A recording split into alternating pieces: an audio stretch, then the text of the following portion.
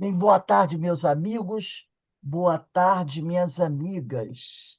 Nós estamos aqui na Sociedade de Estudos Espíritas Francisco de Assis.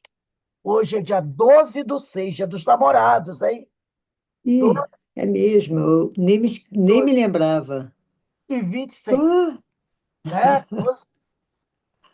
E caramba! nesse horário das 16 horas, nós estudamos essa obra, Nos Bastidores da Obsessão. Psicografia de Divaldo Pereira Franco, pelo espírito Manuel Filomeno de Miranda. E nós estamos estudando o capítulo 7, Apontamentos Novos, e hoje nós vamos estudar o parágrafo 18, que começa assim: fez silêncio, a noite convidava a meditação, né? Então, esse é o parágrafo 18, onde nós vamos começar hoje o nosso estudo. Mas antes de nós iniciarmos, eu vou pedir para a gente elevar o nosso pensamento ao alto, ao nosso Pai Criador, a Jesus, o médico das almas, para a gente agradecer a Deus por tudo aquilo que nós temos recebido. As bênçãos, a saúde, as alegrias e mesmo as dificuldades que nos ajudam, nos tornam mais fortes, não é? Porque é justamente enfrentando essas dificuldades, transpondo as dificuldades, que nós vamos nos fortalecendo. E eu gosto sempre de pedir ao Senhor que nos dê ombros fortes, para que a gente possa carregar, cada um carregando a sua cruz, sem deixá-la pelo caminho em nenhum momento. Porque nunca carregamos sozinhos. O Senhor sempre envia alguém para nos ajudar. E assim, Senhor, envolvido por essas bênçãos, nós também queremos nos lembrar daqueles nossos irmãos mais sofridos, aqueles que estão passando nesse momento por dores muito intensas. Que o Senhor os ampare, que o Senhor tenha compaixão deles e os sustente nesse momento de tanta dificuldade. E que envie teus anjos guardiães para envolverem cada um deles e dar a eles o conforto, o consolo e a força que eles precisam. E assim, Senhor, humildemente te pedimos que nos permita iniciar o nosso estudo da tarde de hoje. Graças a Deus. Graças a Deus, graças a Deus. Bom, como eu falei antes, nós estamos estudando aqui o nosso capítulo 7, Apontamentos Novos, no 18º parágrafo do livro dos Bastidores da Obsessão, né? E aqui essa história é aquela história de Mariana, Guilherme, que em vida passada eles foram casados, mas aconteceu muita coisa na vida deles. Mariana arrumou um amante, foi embora, abandonou o marido, que não era um marido maravilhoso, era um homem muito bruto, que abandonava, maltratava, e ela talvez desiludida, né? Cansada de ser tão maltratada pelo marido, abandonada pelo marido, desprezada por ele, e não sabia tratá-la de outra forma, apesar de gostar dela, mas era aquele homem embrutecido. Então ela se iludiu quando encontrou um homem, né? E foi embora. Só que esse novo romance que ela teve não deu certo, e o amante abandonou, e ela ficou numa amargura, voltou para casa, e quando voltou para casa, naquela época, 1800, 1600 e pouco, todo mundo a condenou, e o marido, né, envergonhado por ter sido abandonado, imagina naquela época, acabou se suicidando. E ele se tomou de ódio por ela, e se tornou numa futura encarnação, seu grande obsessor. Agora, a Mariana está reencarnada na família Soares, aonde o ex-amante é pai dela. É pai dela. E desde criança, porque ela também odeia, ela além de odiar, ela odiava o marido, que ela abandonou, que se suicidou, e odiou, passou a odiar o amante também, porque também abandonou. Então, ela, desde criança, ela e o pai não têm uma boa relação. Porque quando ela olhava para o pai, ela, lá no inconsciente, ela sabia que ali estava um inimigo. E o pai, por sua vez, também via nela uma antagonista. Então, ela tinha essa dificuldade dentro de casa. Então, ela se torna uma menina rebelde, muito rebelde, né? E a família tem muitos problemas. O que salva nessa família é a mãe e a outra irmã mais velha, a Amália, que são espíritas que estão procurando fazer de tudo para ajudar. E foram buscar ajuda na na fraternidade espírita baiana, aonde o Manuel Filomeno de Miranda, que ainda está encarnado quando essa história aconteceu, trabalha. E ele, com o doutrinador maravilhoso chamado Petitinga, que também é trabalhador dessa casa, um doutrinador fantástico, eles estão procurando dar uma ajuda à jovem, né? Ela também tem um namorado, que também só estava cheio de más intenções. Então, ela ia fugir de casa para encontrar. Aquela velha história, né? Ia fugir de casa para pegar o namorado, para eles casarem e ser felizes. Mas o rapaz estava com outras intenções. A espiritualidade, sabendo, enviou uma antiga empregada da família deles, que continua sendo amiga da família, para ir ao encontro dela na rua, porque ela fugiu de casa, foi para uma pracinha. E a espiritualidade encaminhou lá a empregada até ela, e a empregada convenceu a voltar para casa. Né? E ela ainda está muito desequilibrada por causa de tudo isso. Né? Eu vou ler só um pedacinho aqui do parágrafo anterior, né? Quando diz assim, eu vou pegar o parágrafo anterior. Ocorre que, despertados os centros da memória subconsciente, Mariana se vê agredida pelas próprias imagens desequilibrantes que acalentou, que se podem transformar em feliz processo de loucura. Ele está falando aqui que nós, muitas vezes, nós criamos imagens na nossa mente. São chamadas ideoplastias. E, às vezes, a gente acaba criando verdadeiros monstros, né? Que vão nos assustar, que vão nos apavorar. São criações nossas, vamos dizer assim. São os nossos próprios fantasmas, criados por nós, que acabam se tornando uma arma. Né? E ela diz aqui, ela se vê agredida pelas próprias imagens que ela criou, desequilibrantes, e que acalentou, e que se podem transformar em infeliz processo de loucura. Porque aí ela começa, né, ter aquelas crises, ver aquelas imagens horrorosas, mas tudo produção da cabeça dela. Aí ele diz aqui: loucos não são somente os que são vítimas de infecções específicas, os que têm lesões cerebrais, os que sofreram traumatismo craniano, os que padecem de tumores no cérebro, os esquizofrênicos e outras tantas que se apresentam sob causas outras. Quer dizer, loucos não são apenas esses, não apenas os obsidiados por entidades desencarnadas. O enfermo mental, classificado em qualquer nomenclatura, é espírito perseguido em si mesmo, fugitivo das leis divinas, refugiando-se numa organização psíquica que lhe não resiste aos caprichos e se desborda em alucinações até a alienação total. Muitas recordações infelizes de existências passadas podem repentinamente assomar a consciência atual, libertada dos depósitos da subconsciência, criando estados patológicos muito complexos. Essas evocações podem tomar dois aspectos distintos: remorso inconsciente, a se manifestar em forma de autopunição, como buscando reparar o mal praticado, e recordação tormentosa, persistente, gerando a distonia da razão, quer dizer, o desequilíbrio da razão, o desequilíbrio do discernimento. No caso de Mariana, a segunda, que é a recordação tormentosa, é a hipótese que melhor se lhe ajusta. Então, muitas vezes, a pessoa fica doente, desequilibrada, não é tanto porque ela tem uma doença mental, às vezes ela não tem. Às vezes não é nem por causa de obsessor, mas é por causa de um remorso que ela tenha de algo errado que ela sabe que fez e que com quem ela não consegue se harmonizar, porque a consciência, né, fica ali. Ou lembranças tormentosas, né, que a pessoa tenha de algo muito ruim. Então, quando a pessoa vive com esse remorso, com essa culpa, normalmente, as pessoas que passam a vida inteira cheia de remorso, cheia de culpa, acabam tendo algum tipo de desequilíbrio, porque o remorso e a culpa são duas, podemos dizer, pragas.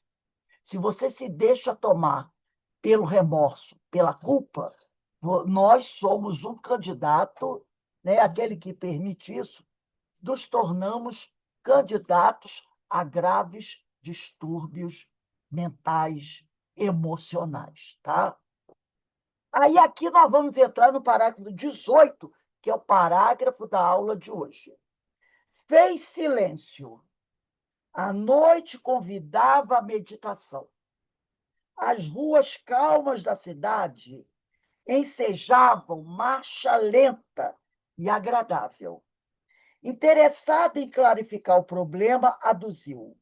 Aí, no caso, foi quando terminaram o trabalho lá na casa de Mariana, porque a irmã de Mariana, a Mária, foi lá na casa espírita, né, buscar ajuda do Petitinga, que era o doutrinador. Aí o Petitinga, o que, que ele fez? Passou na casa do Manuel Filomeno de Miranda e convidou o Manuel Filomeno de Miranda a ir junto com ele fazer o atendimento à Mariana. Eu lembro que eu falei semana passada, quando você vai fazer um atendimento fraterno no domicílio, não é bom que você vá sozinho. Né? Eu falei isso semana passada. É bom que você sempre vá com um companheiro que tenha conhecimento, né? Que esteja preparado, como nós tínhamos no CEOI, que eu dirigi o AFED, Atendimento Fraterno em Domicílio, a gente fazia, se formava duplas. E essas duplas iam fazer o atendimento fraterno no domicílio de alguém que estava doente, com algum problema obsessivo, mas sempre em dupla. E foi o que aconteceu. A Amália foi falar, chamou o Pititinga, que chamou o Manuel Filomeno de Miranda, eles foram à casa e deram atendimento. Depois que eles saíram da casa, o Manuel Filomeno de Miranda começou a fazer perguntas ao Petitinga sobre o que estava acontecendo. E aí o que ele falou assim, eles saíram à noite, por isso ele falou, à noite convidava a meditação. Saídos da casa da Amália, da Dona Rosa e da Mariana, eles foram pela rua conversando. E aí o Petitinga, que tinha mais conhecimento e experiência, foi explicando o que estava acontecendo, né? Então, por isso que ele falou, as ruas calmas da cidade, porque eles estavam indo para casa e eles aproveitaram, foram conversando. Aí, o Petitinga, interessado em clarificar o problema, explicar a coisa com mais calma para o Manuel Filomeno de Miranda, aduziu. Como observamos, durante os trabalhos já referidos, que tiveram curso demorado, quando buscamos o leito, né, buscando leite, quer dizer, depois que eles foram dormir, né, depois de realizado todo aquele trabalho, quando buscamos o leito na noite passada, dos quais me lembro cada vez com melhor nitidez, e tem que estar falando o seguinte, que na noite passada eles fizeram um trabalho no plano espiritual, uma mesa mediúnica no plano espiritual, onde estava presente desdobrados do sono. A família da Mariana, né? O obsessor Guilherme, ele, Petitinga, o doutrinador, Manuel Filomeno de Miranda. E ele está dizendo, eu estou lembrando muito bem do trabalho que nós fizemos. Por isso que ele está dizendo aqui, do trabalho que eles fizeram no plano espiritual. Por isso ele fala, dos quais me lembro cada vez com melhor nitidez, Mariana, nesse trabalho, se defrontou parcialmente desdobrada pelo sono com o seu antagonista. E recordou naturalmente da fuga ao dever. Ela era uma mulher casada e ela traiu o marido, né? Por mais a gente sabe que teria atenuante, mas uma traição sempre é um erro, né?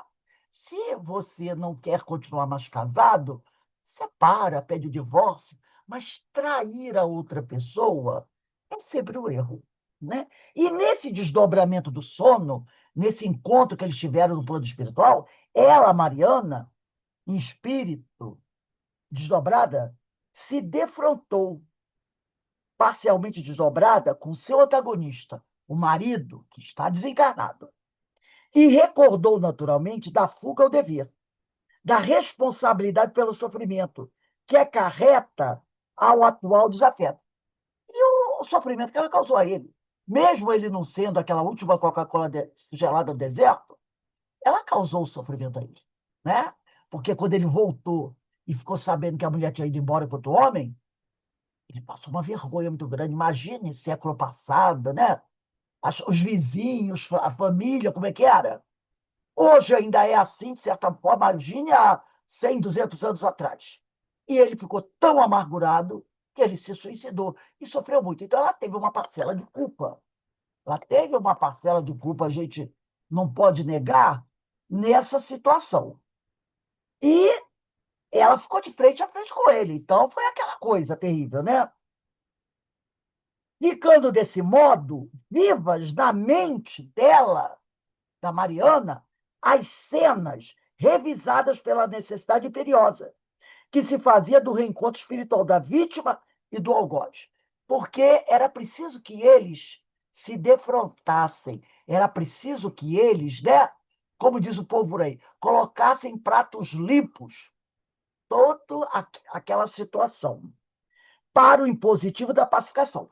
Então, eles foram levados a se encontrarem para poderem conversar, para poderem fazer aquela catarse e chegar ao ponto de um perdoar o outro. Ela perdoá-lo por ele ter tratado ela tão mal e também por ele ter sido um terrível obsessor depois que ela desencarnou, e ele para ouvir dela o pedido de perdão por ela ter feito o que fez com ele. Nada ocorre em nome de um protecionismo que seria injusto e digno do nosso pai. Então, ele está dizendo o seguinte: nenhum de nós vai ter esse protecionismo. Ah, coitadinho dela. Ai, coitadinho do outro.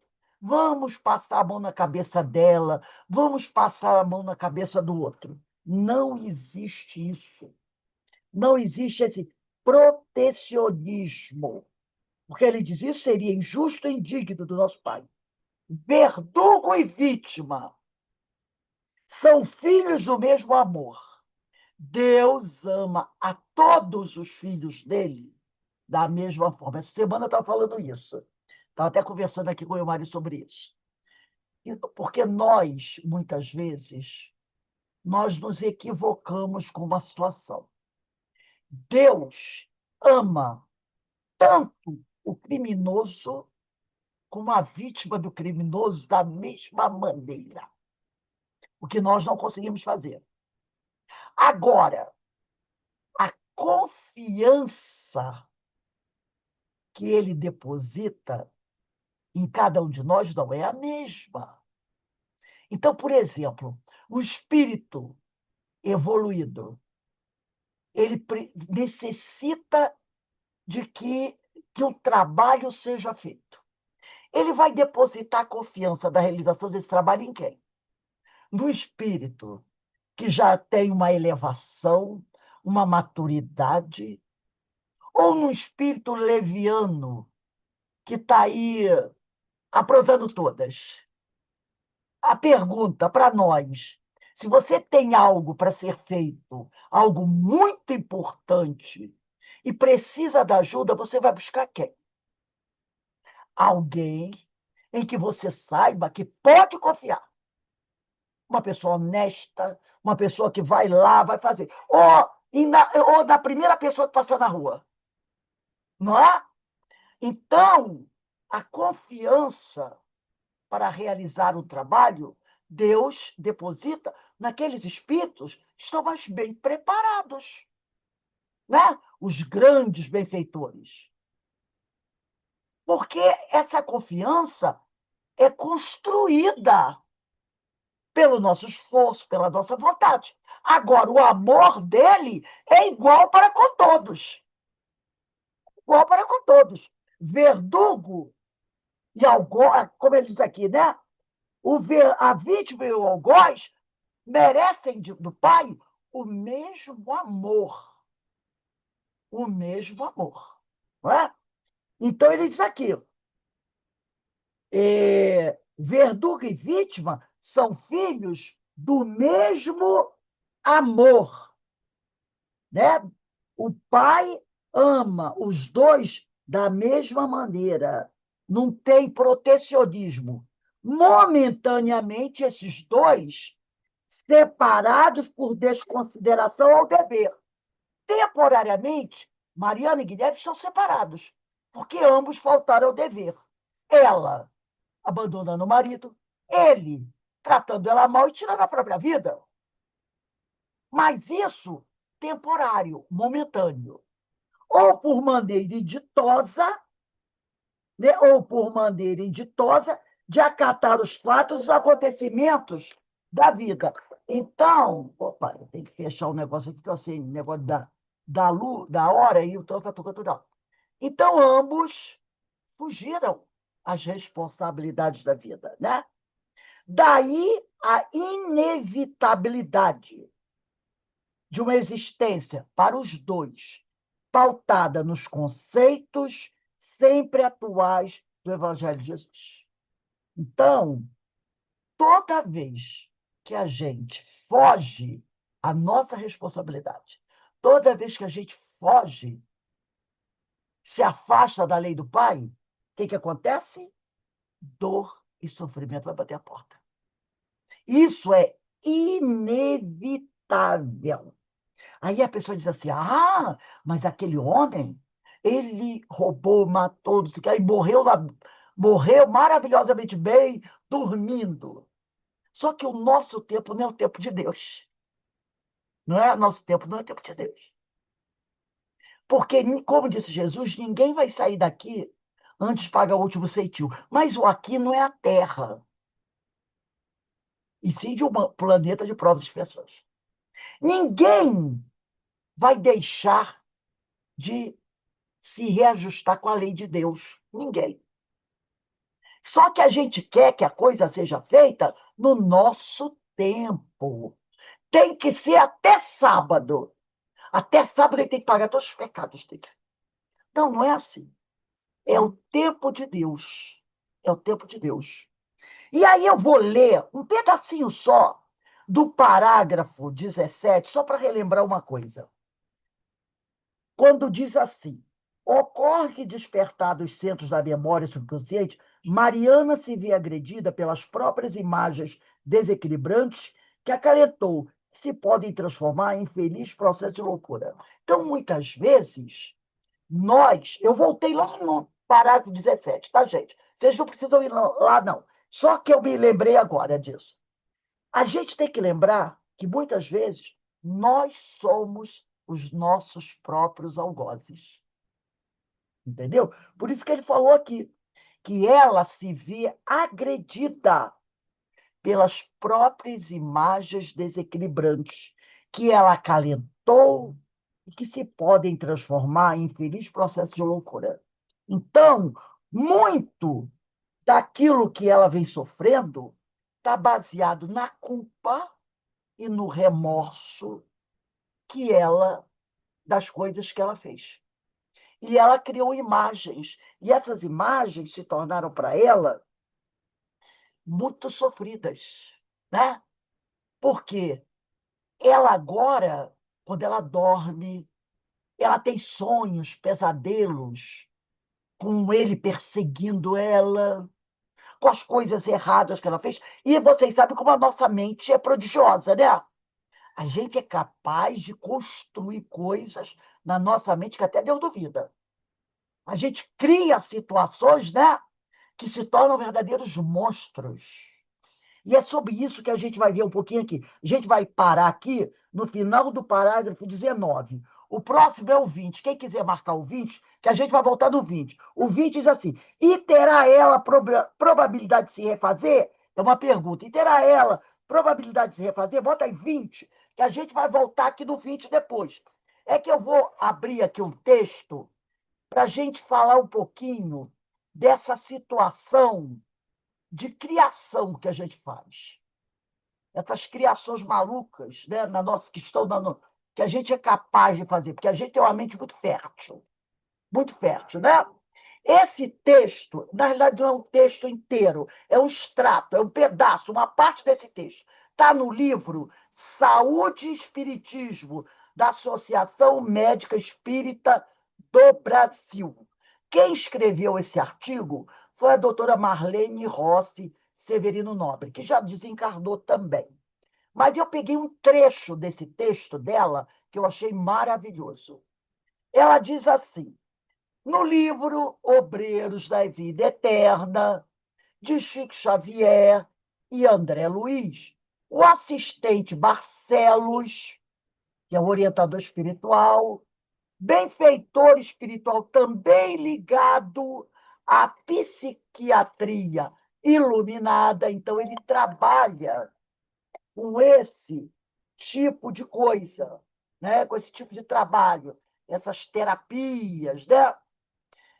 Então, ele também ligado à psiquiatria iluminada, traz importantes ponderações sobre a influência de encarnados entre si. Repare, influência de encarnados entre si, coisas que acontecem entre nós.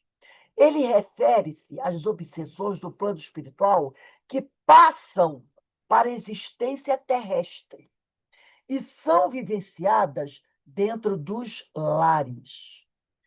E assim diz o assistente Barcelos no livro Obreiros da Vida Eterna, de André Luiz.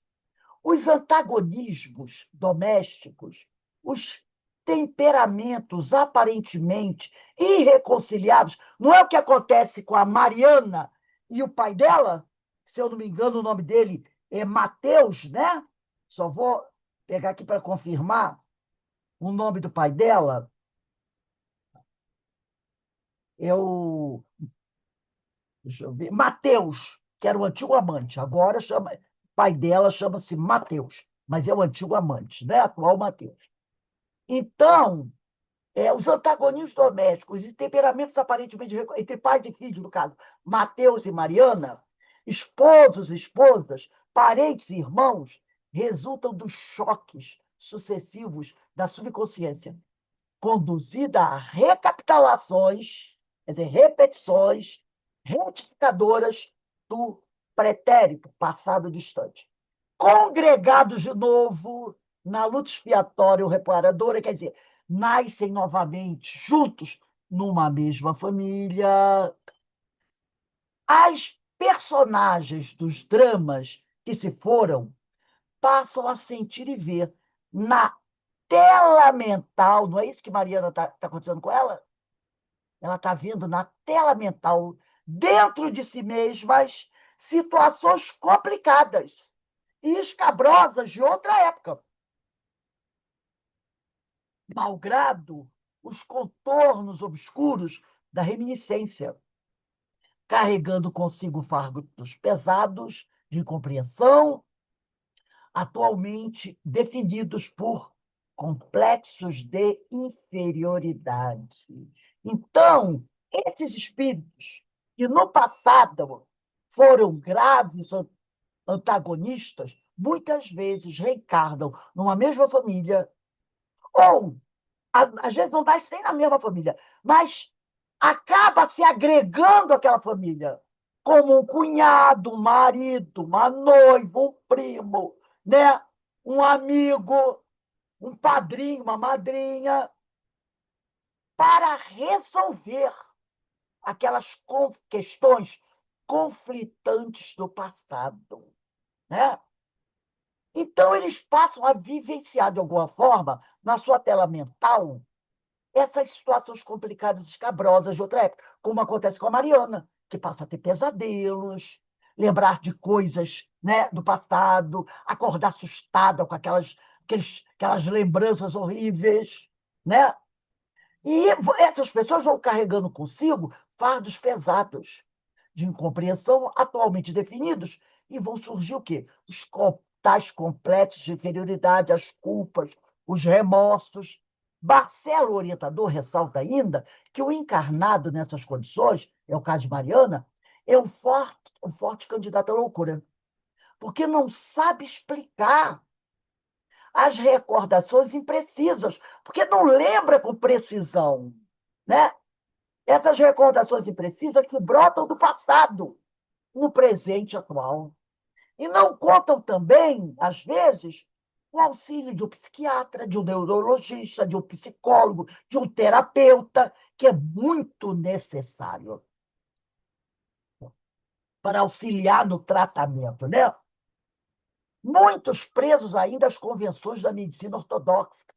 Então, aí procura, às vezes, um médico, e o médico comprimido, comprimido, tarja preta, tarja preta, tarja preta, e não resolve.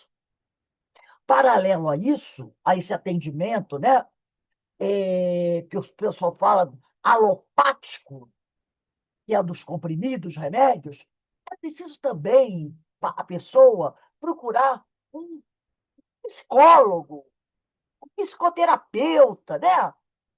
Conversar, um psiquiatra, botar para fora. Tudo isso é necessário. E, às vezes, a família também precisa. Não é só o paciente, a família também precisa de atendimento, né?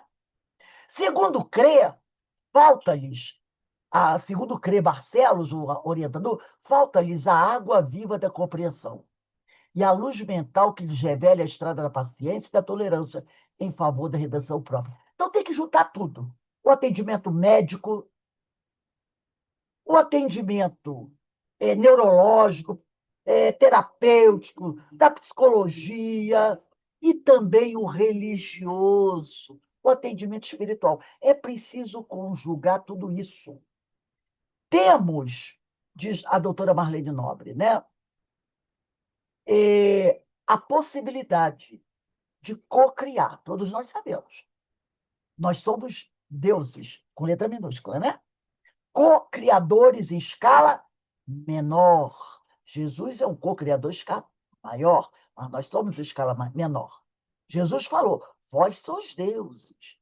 Temos a possibilidade de co-criar, moldando o fluido cósmico universal, ou o plasma divino, através da nossa força mental, inerente ao nosso espírito. Quer dizer, de acordo com o nosso grau evolutivo. Realizamos esse processo através das ideoplastias. Pela palavra já dá para a gente ter uma ideia, né? Tornar plásticas nossas ideias. Para o médico e pesquisador Gustavo Gelei, ideoplastia é a moldagem da matéria viva feita pela ideia. E eu trouxe o livro. Não, aqui eu ainda não. Ah, aí eu vou pegar o livro Pensamento e Vida, Pensamento e Vontade, tá? Então, o Gustavo Gelei diz que ideoplastia é a moldagem da matéria vida feita da matéria viva feita pela ideia. Eu vou pegar esse livro aqui, que não é do Gustavo Gelei, é do Ernesto Bozano. Eu não sei se está dando para vocês verem o nome do livro. Ora, alguém, por favor, aí pode só dizer que está dando para ver o livro? Chama-se Pensamento e Vontade. O capítulo é Ideoplastia. Então, a gente vai ler um pouquinho sobre essa ideoplastia. Vocês podem, alguém afirmar aí para dizer se está vendo a capa do livro? É só dizer sim ou não. Eu estou vendo. Está vendo? Ótimo. Eu estou Então, vendo, mas não consigo ler. está aqui, Pensamento e Vontade, do Ernesto Bozano. Aqui, na página 113, eu dou a página, porque esse livro aqui eu acho que não tem edição nova. O Ernesto Bozano, também abordando o assunto ideoplastia, vai dizer assim: a noção da ideoplastia imposta pelos fatos é capital. A ideia não é mais um atributo, um produto da matéria. Ao contrário, a ideia, é que modela a matéria. Olha só. A ideia é que modela a matéria e lhe confere a forma, os seus atributos.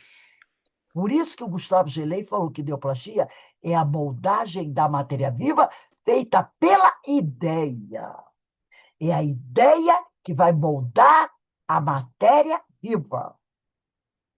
Disse o Flammarion, ele vai citar aqui o Flammarion, no seu livro admirável, As Forças Naturais Desconhecidas.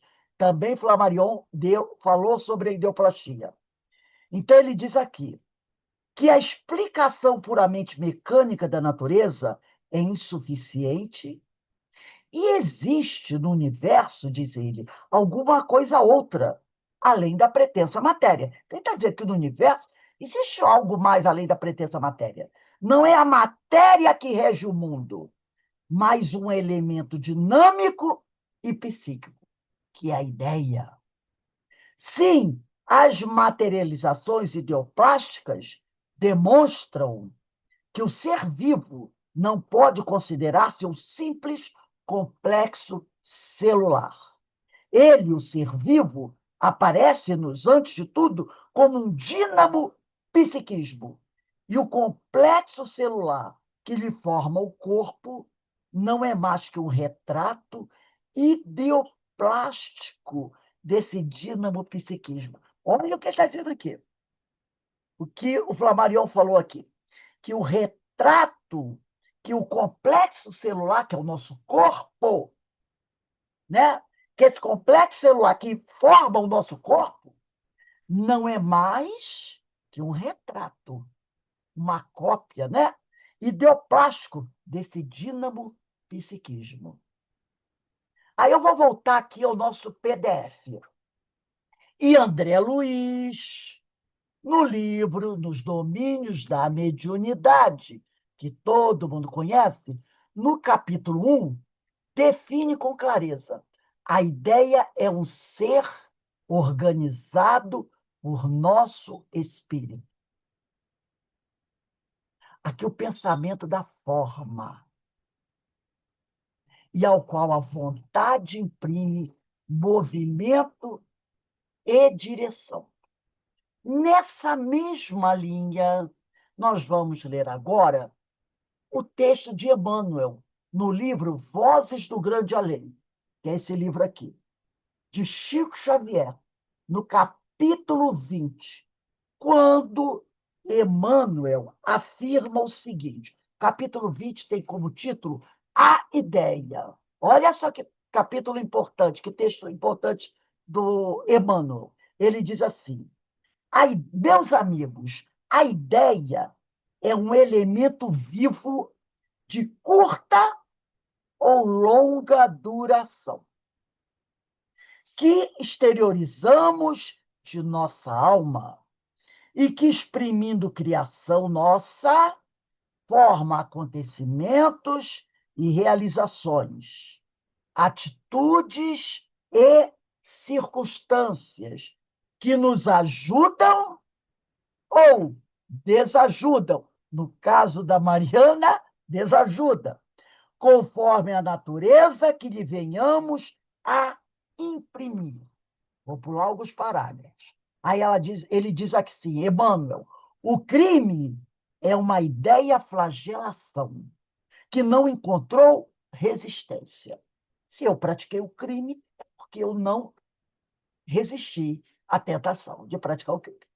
A guerra de ofensiva é um conjunto de ideias perversidade, senhoreando milhares de consciências. Estamos aí em guerra, no momento atual do nosso planeta. O bem é uma ideia-luz, descerrando a vida caminhos de elevação. A paz coletiva é uma coleção de ideias e entendimento, promovendo o progresso geral. É por essa razão que o Evangelho representa uma glorificada equipe de ideias de amor puro e fé transformadora que Jesus trouxe à esfera dos homens, erguendo-os para o reino divino. Na manjedoura, implanta o mestre a ideia da humildade. Na carpintaria nazarena, traça a ideia do trabalho. Nas bodas de Caná, anuncia a ideia do auxílio desinteressado à felicidade do próximo. No socorro aos doentes, cria a ideia da solidariedade. No sermão das bem-aventuranças, que é o Sermão do Monte, plasma a ideia de exaltação dos valores imperecíveis do espírito sobre a exaltação passageira da carne. Nos mínimos lances do apostolado de Jesus, vemo-lo associando verbo e ação no lançamento das ideias renovadoras com que veio redimir o mundo. E é por isso que nossas tarefas habituais precisamos selecionar em nossas manifestações as ideias que nos possam garantir trabalho, saúde, tranquilidade, melhoria e ascensão. Não nos esqueçamos, diz Emmanuel, de que nossos exemplos, nossas maneiras, nossos gestos e o tipo de palavras que cunhamos para uso de nossa boca, lembrando aí das palavras de baixo calão, geram ideias que, à maneira de ondas criadoras, vão e vêm, partindo de nós para os outros e voltando dos outros para nós, com a qualidade de sentimento e pensamento que lhes infundimos, levantando-nos para o triunfo ou impulsionando-nos para a derrota. Evitemos o calão, calão são os palavrões, a queixa, a irritação, o apontamento insensato, a gíria deprimente e a frase pejorativa, não apenas em nosso santuário de preces, mas em nosso intercâmbio vulgar, nas nossas conversas do dia a dia. Porque toda expressão conduz à inspiração e pagaremos alto preço pela autoria indireta do mal. Somos hoje responsáveis, diz Emmanuel, pela ideia do Senhor no círculo de luta em que nos situamos. E é indispensável viver à procura do Cristo, para que a ideia do Cristo viva em nós. Texto maravilhoso de Emmanuel, né? No livro Vozes do Grande Além, Chico Xavier, capítulo 20. E o título do texto é A Ideia. Eu vou ver se eu consigo mandar para vocês esse livro com esse texto, porque, gente, eu só li um pedaço, tem mais algumas coisinhas que ele colocou aqui, muito importantes, né? Muito importantes. Vou voltar para terminar de ler o PDF. Assim, através desses seres, porque André Luiz disse o seguinte no parágrafo anterior, ele define, no livro Nos Domínios da Mediunidade, ele define com clareza, a ideia é um ser organizado por nosso espírito. Então, a doutora Marlene Nobre vai dizer, assim, através desses seres, né, que é a ideia, produzidos por nós mesmos, coagulados a partir dos nossos pensamentos, influímos nesse vasto oceano de forças que nos rodeiam. Desse modo, as nossas ideias exteriorizadas, aquelas que nós mandamos para o mundo, né? Criam imagens tão vivas quanto desejamos. Como nossas ações são frutos de nossas ideias, geramos a felicidade ou a desventura para nós mesmos. Não foi o que Petitinga falou aqui? Ele disse o seguinte: Mariana se vê agredida pelas próprias imagens desequilibrantes que acalentou e que se podem transformar em infeliz processo de loucura. Então, geramos para nós a felicidade ou a desventura. O encarnado pode, assim, ser perseguido por si mesmo, é o que está acontecendo com ela, devido às suas próprias criações mentais. Em quase todos os casos, só com extrema modificação mental e persistente reforma íntima, cada protagonista cada um de nós, conseguirá melhorar a sua psicopatologia. Aprendemos com os benfeitores espirituais que a maldade deliberada é moléstia da alma. E a modificação no plano mental das criaturas jamais pode ser imposta. É antes fruto de tempo, de esforço e de evolução. Então, ninguém, nem os benfeitores, podem nos obrigar a nos transformarmos. Essa modificação do plano mental, do nosso plano mental, não pode ser imposta por ninguém. É algo que nós temos que fazer, né? Pelo nosso próprio livre-arbítrio. É antes fruto do tempo. O que ele quer dizer com isso? Não vai acontecer de hoje para amanhã. De muito esforço e de evolução. Então, gente, olha que texto fantástico da doutora Marlene Nobre, né? Com essas citações aqui de André Luiz, Gustavo Gelei, né? Trazendo aqui o Ernesto Bozano e Emmanuel. Que estudo, que aprendizado ela trouxe para a gente, né? E é isso que acontece. E é isso que está acontecendo com a Mariana. É isso. Ela está sendo torturada pelas próprias criações mentais dela. É fruto, né, do próprio livre-arbítrio. Toda essa dor é fruto do próprio livre-arbítrio dela. Vamos voltar aqui para o livro dos Bastidores da Obsessão, onde eu falei para vocês, parágrafo 20. Aí, o Manuel Filomeno de Miranda pergunta para o Petitinga: e terá ela, Mariana, probabilidade de se refazer? Ele quer dizer, ela vai melhorar. Mas lembra que a doutora Marlene Nobre falou?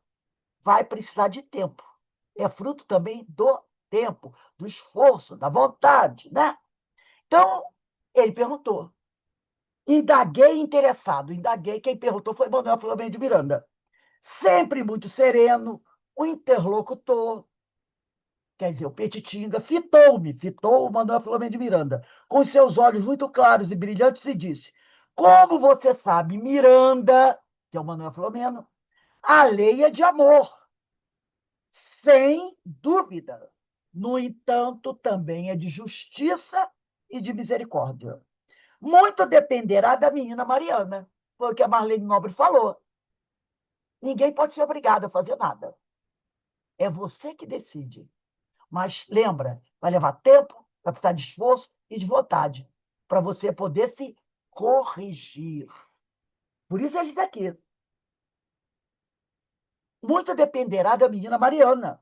Falou-nos Dona Rosa, que é a mãe dela, que o Esculápio é um tipo de um médico, né? Um enfermeiro, uma pessoa assim, que o Esculápio diagnosticara, tratasse o seu problema de uma crise histérica.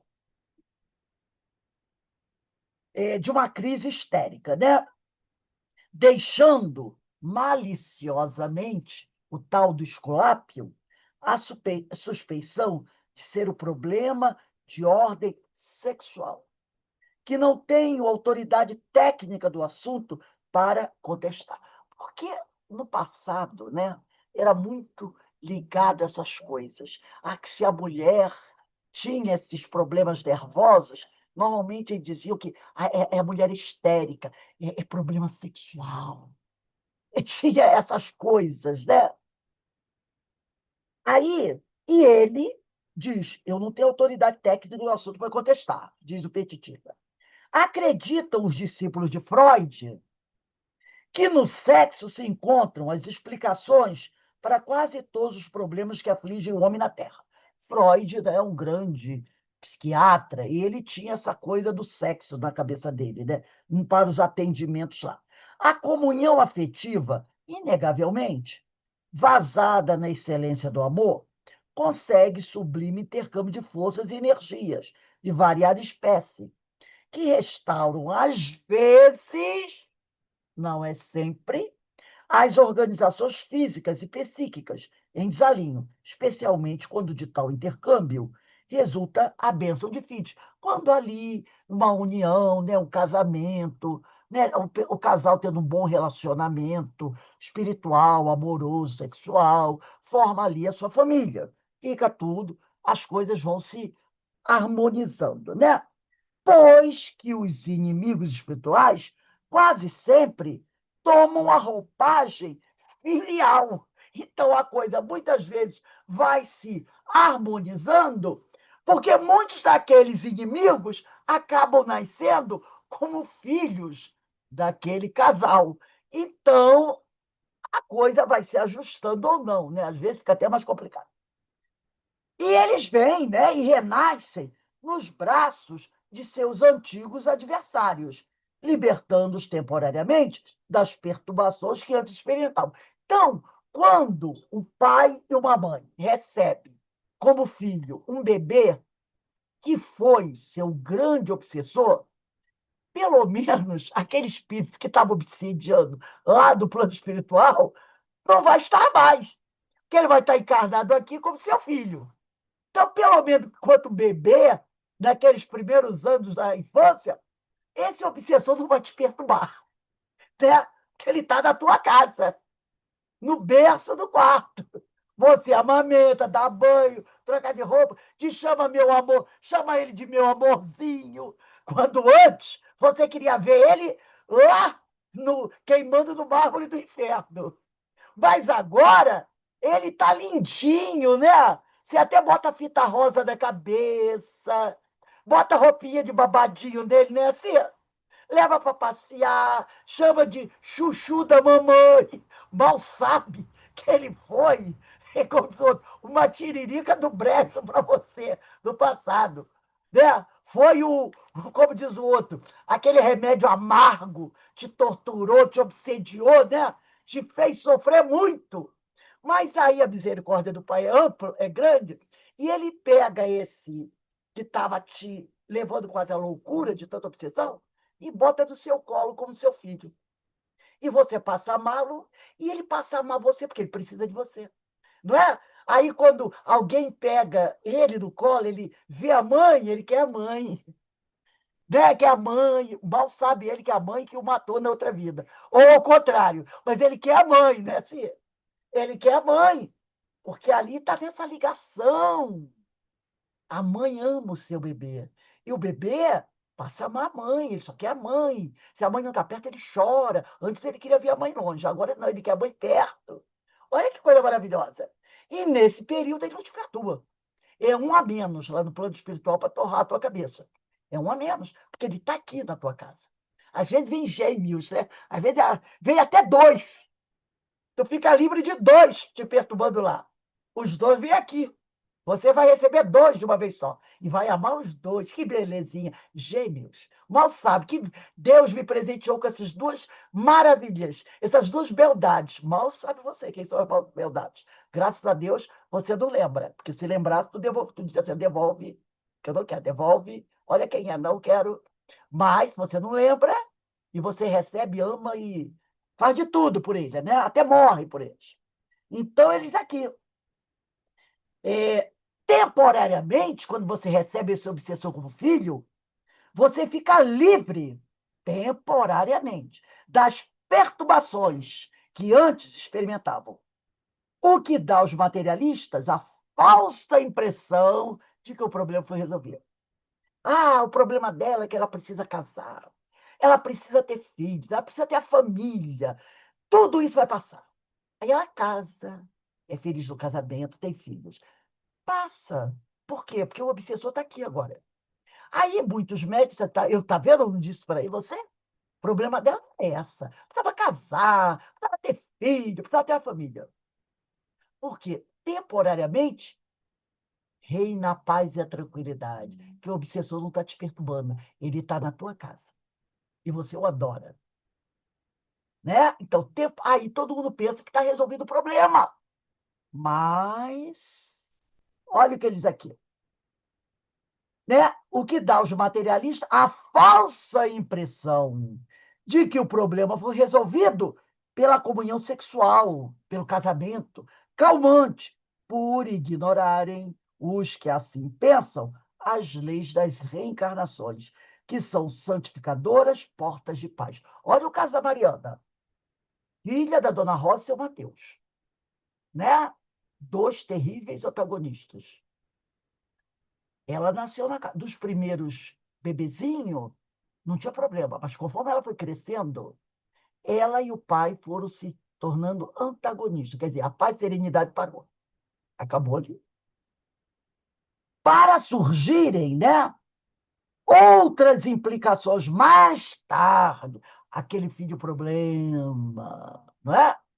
Que somente o amor, a abnegação, o perdão puro e a humildade, amparados na oração, podem equacionar.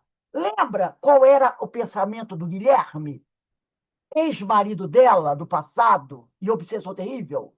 Ele queria que ela tivesse um caso com o namorado.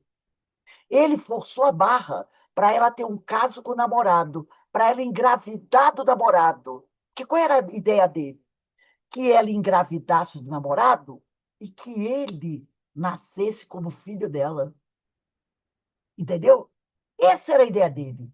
Queria que ela pegasse uma gravidez e ele achava que ele poderia nascer como filho dela e quando ele crescesse, ele ia ser o grande obsessor do pai e da mãe, o grande antagonista do pai e da mãe. Essa era a ideia dele. Então ele queria forçar ela a ter uma gravidez com o namorado para ele reencarnar como filho dela. E depois, quando ele crescesse, ele, como filho, ia fazer da vida do pai e da mãe, que eram seus dois grandes adversários, um verdadeiro inferno. Mas não é o que acontece às vezes? Às vezes, você tem um filho ou uma filha, ou você vê casos assim, que na infância é aquela maravilha, né? Aquela criança dócil, maravilhosa, que o pai e a mãe. É uma coisa extraordinária, um amor divino. Quando vai se tornando adolescente, começa os problemas. E aquele filho passa a ser a dor terrível, o sofrimento do pai e da mãe. Quando não termina em tragédia. E a gente sabe, né? Quantos filhos já mataram pais? Quantos pais já mataram filhos? E nas páginas do jornal, essa semana eu já vi dois casos. Dois casos. De pais matando filhos. Ou de filhos matando pais. A gente não vê isso? Por que será que isso aconteceu? Teve uma essa semana aí, que esfaqueou a filha. Porque achou, ela não viu. Ela viu a filha conversando. Olha só que a situação. Ela viu a filha conversando com alguém no celular. Ouviu assim algumas palavras e achou que a filha estava falando mal dela para outra pessoa. O que ela fez? Graças a Deus não chegou a matar, mas feriu muito a filha. Porque enquanto a filha estava sentada no celular conversando com alguém que ela não tinha certeza do que ela tinha escutado, ela achou que a filha estava falando mal dela para uma vizinha. Ela não conversou, pegou a faca e esfaqueou a filha e quase matou a mãe. Tem ou não tem alguma coisa aí? Se a pessoa não tiver um problema mental grave, alguma coisa tem, não é? Porque se você acha, você nem tem certeza, mas você vai cometer um crime desse. Mas isso que a gente está lendo aqui explica, de certa forma, alguns desses fatos, né? Que às vezes espíritos nascem numa mesma família, graves, grandes adversários, para tentar o quê? Se reharmonizar. Mas às vezes não se consegue. Porque é necessário muito esforço, muita vontade, muito trabalho, muita renúncia para que isso aconteça. E às vezes aquele espírito ainda não está preparado para isso, ou não quer. Não quer. Não tem muitos filhos que, quando crescem, só vivem dizendo assim: o dia que eu me tornar independente, eu sumo daqui e não volto nunca mais. E eles vão embora mesmo e nunca mais. Não quer saber do pai, não quer saber da mãe. Também não tem pai e mãe que largam e vão embora sem nenhum remorso e nunca mais voltam para saber daquele filho? Por que será? Por que será? Não é?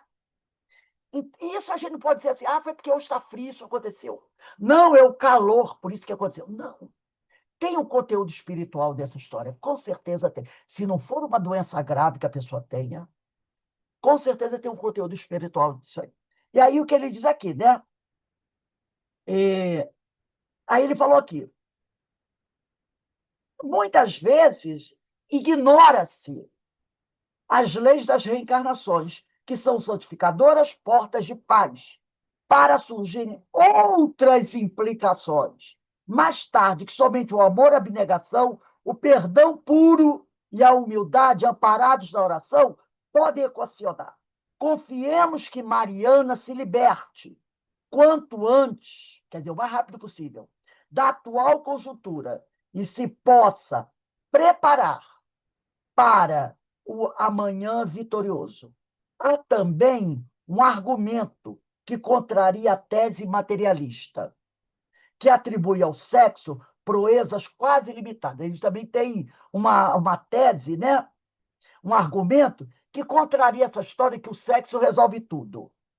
Não poucas vezes, casais perfeitamente harmonizados e sexualmente tranquilos descambam para lamentáveis desequilíbrios. A gente já não viu isso? Gente, parecia um casal fantástico, maravilhoso. E, de repente, aconteceu isso. Aí fica todo mundo assim. Né? A pessoa fica assim. É? Nossa, nunca pude imaginar. É?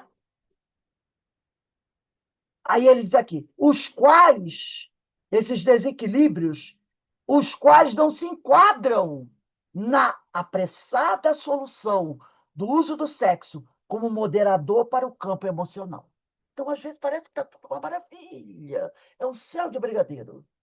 Mas daqui a pouco acontecem coisas que você fica assim, nossa, então, aquele casamento maravilhoso, aquela harmonia sexual toda, não segurou? O que aconteceu? Então, o sexo não é a resposta para todos. Para tudo isso. Tem alguma coisa por trás disso, né? Então, nós vamos parar aqui. Semana que vem, o próximo parágrafo começa assim: chegáramos ao local do transporte. Esse é o parágrafo 23. Chegáramos ao local do transporte. Gente, semana que vem, dia 19, não haverá aula, porque eu vou viajar. Então, nós vamos botar aí a data do dia 26. 26/6/26, tá? Parágrafo 23. Chegáramos ao local do transporte. Bom, alguém gostaria de comentar alguma coisa?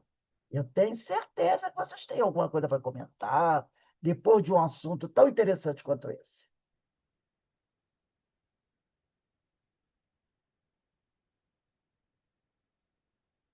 Ninguém quer falar nada, não?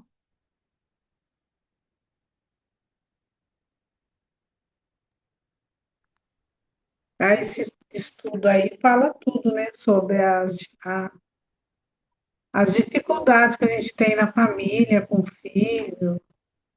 Explica muito bem, né, as questões que a gente passa na vida, às vezes com parente, com vizinhos, né, pessoas às vezes que incomodam, ou a gente mesmo que incomoda o outro também. Então, a gente já sabe, né? E através desse estudo a gente já sabe o motivo, né? Não é É, de agora, é de é aquela longas datas. coisa, né? A gente não precisa nem olhar muito longe para a É, gente perceber certas coisas, né? Até mesmo dentro da nossa casa, não é? Dentro da nossa casa, dentro da nossa família, a gente vê certas situações, né?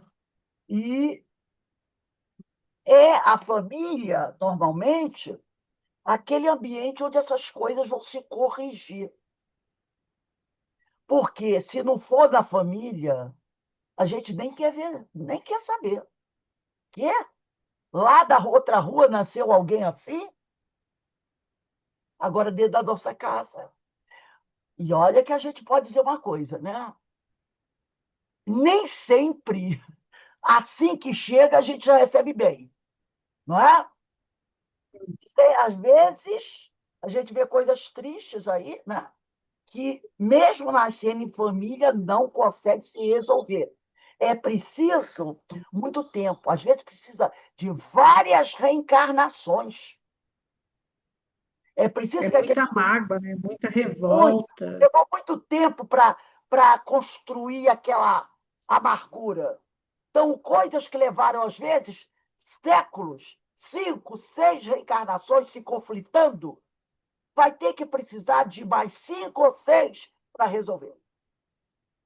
Não é uma coisa que se resolve assim, ó, com uma reencarnação só. Às vezes vai precisar de 300, 400, 600 anos para poder se reafirmar, se Tem mães que rejeitam os filhos quando nascem, né, Rose? assim que nasce. Até nem É. leva na carne, já deixa na maternidade. E É tem uma filhos coisa. também que rejeitam a mãe, que nem mamar quer mamar. Ah, minha filha, comigo aconteceu isso. A minha filha, até hoje a gente não se dá bem. Está com 44 anos, só Deus sabe. Tem uma passagem no Evangelho que diz assim: Jesus, ele diz assim: filhos, não abandoneis seus pais, mas pais, não irriteis os seus filhos. Né? Porque, às vezes, a gente vai no asilo de velhinhos, a gente vê aqueles velhinhos, né, tão bonitinhos, penteadinhos, com talquinho ali, com aquela carinha de velhinha abandonada. Aí tem 70, 80, 90 anos. Mas você não imagina quem era aquilo com 30, com 40, com 50. Por isso que o Evangelho diz: mas pais, não irriteis os seus filhos. Porque, às vezes, esse abandono é fruto do que ele ofereceu para os filhos. Entendeu? Porque cada um recebe aquilo que dá. Não é certo abandonar os pais, mas muitas vezes, como disse Jesus, a cada um segundo suas obras. Então a gente tem que tomar muito cuidado com isso, né? Tudo. Bem, gente, a gente vai encerrando aqui o nosso estudo. Daqui a 5h30 a gente retorna para o estudo de O Livro dos Médiuns, essa obra maravilhosa de Allan Kardec. Que Deus nos abençoe, que Deus nos fortaleça e que possamos continuar trabalhando essa reforma moral nossa, que se faz urgente, para que a gente não venha, né, no futuro, fazer parte desse grupo que tem sofrido tanto, né? Que a gente consiga uma coisinha melhor, mas depende de nós. Que Deus nos abençoe.